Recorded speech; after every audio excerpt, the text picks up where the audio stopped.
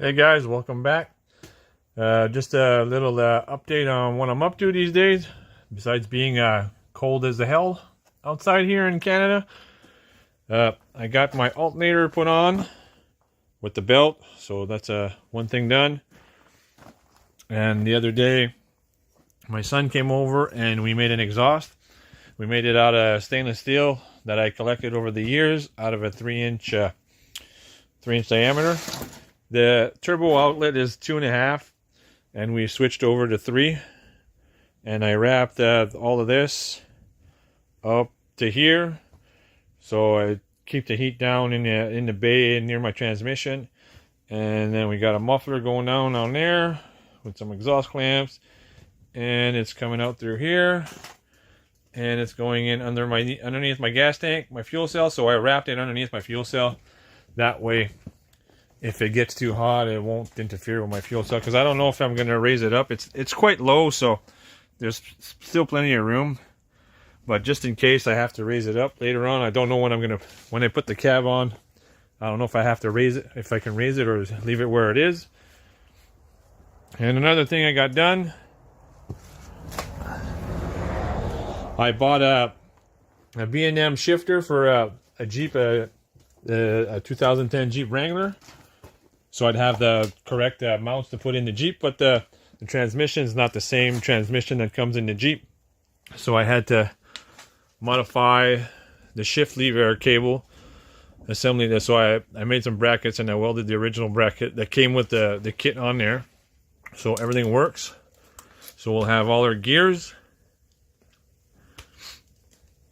which is pretty cool. And I also had to run it between, this friggin' cable had to go between the engine and the starter. So I put I put a hose that's good for a couple hundred degrees Fahrenheit before it wears out. So hopefully I keep the heat from my shift lever, because I don't want to damage it, because I don't know how else I'd friggin' send her through without not being able to shift it.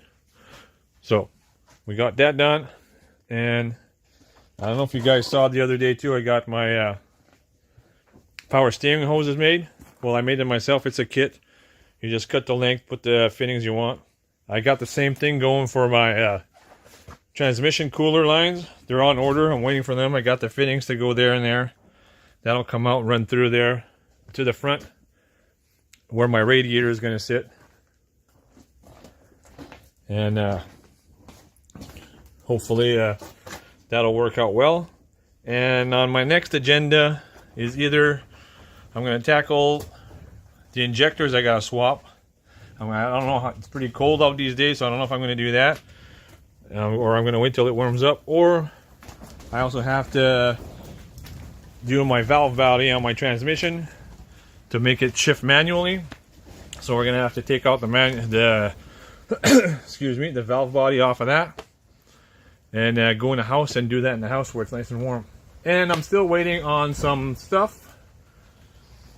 And I'm going to show you guys, I got my hood in. It's upstairs, so we're going to go upstairs and go see the hood.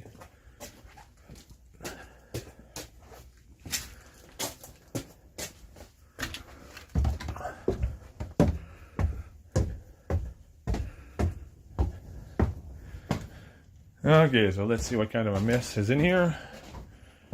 Okay, so this is my hood. This is a hood for a J-Hell. It's longer. I bought it because it's longer, but the problem is the hinges won't match.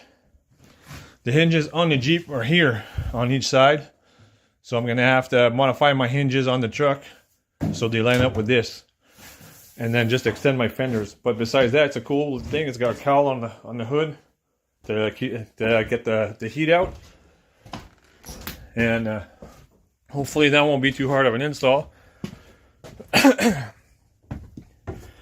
But I'll show you guys on the Hemi Jeep I'm working on where the hinges are, how easy it is.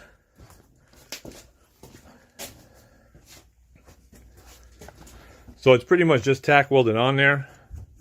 So I can take this off with 4 screws and then drill these out and move them to where they need to go. And I already checked underneath here. There's nothing that'll catch on fire when I re-weld them on. Same as on this side. Alright, they'll go about right here. So I can weld them on, and that'll be it. And then after that, it's just the length that I already knew of. So that's going to be fairly easy. And I'm going to let you guys go for today, and we'll catch you on the next one. So don't forget to like and subscribe. See ya.